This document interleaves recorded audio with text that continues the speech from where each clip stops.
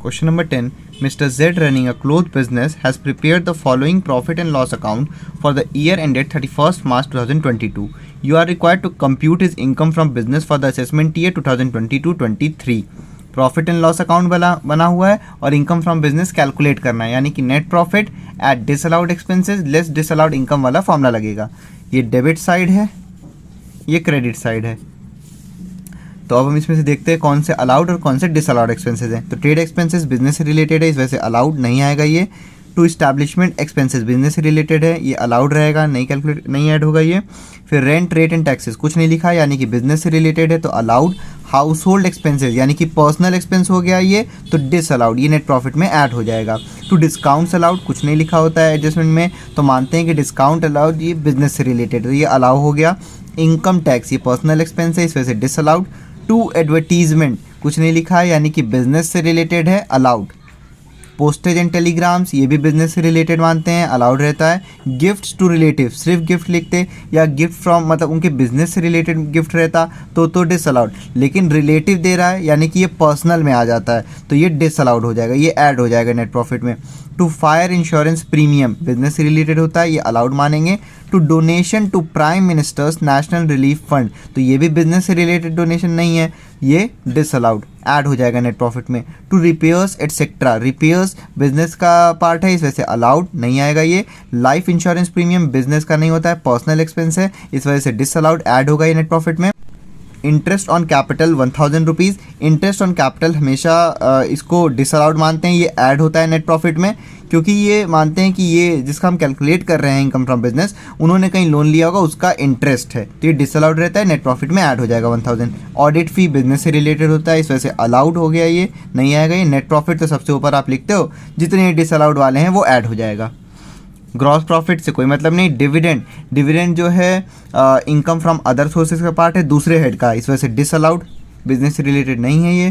To by interest on non government securities net not listed, ये भी income from other sources का part है, तो इस वजह से इसको लेस करना होगा, डिसअलाउड इनकम है ये।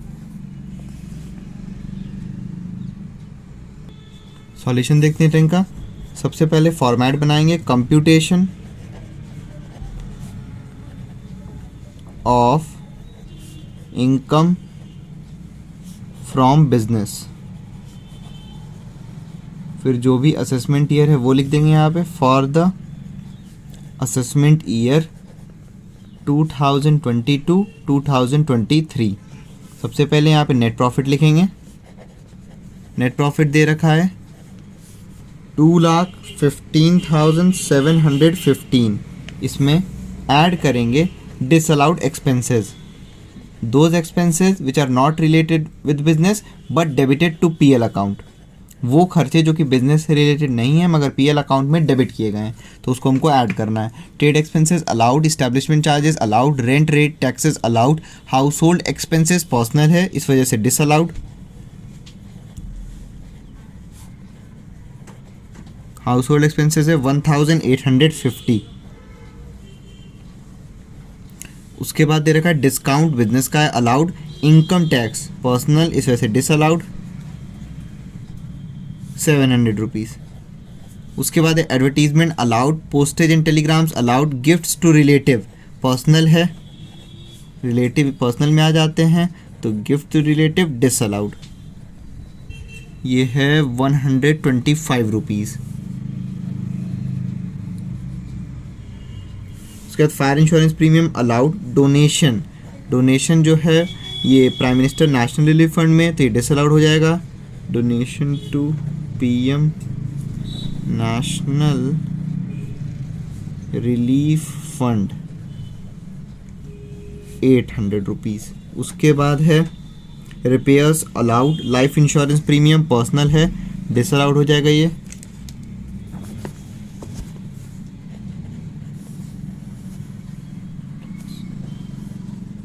प्रीमियम ये है आपका 850।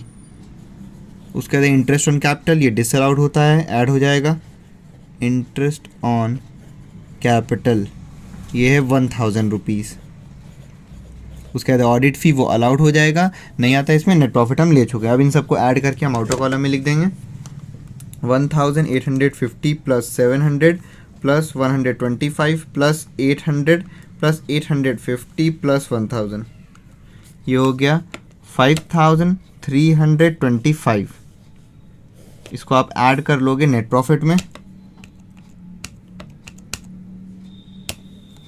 ये हो गया 2,21,040 रुपीज़।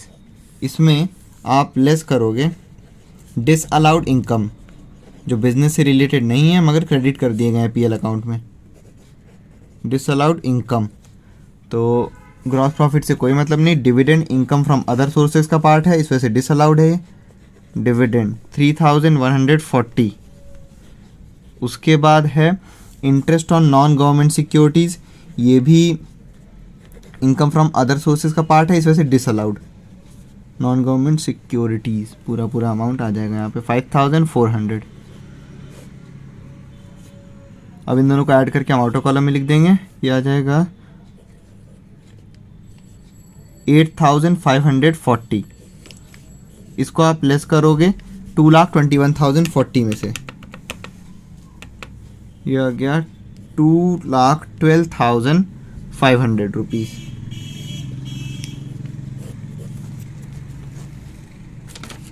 ये हो गया इनकम फ्रॉम बिजनेस।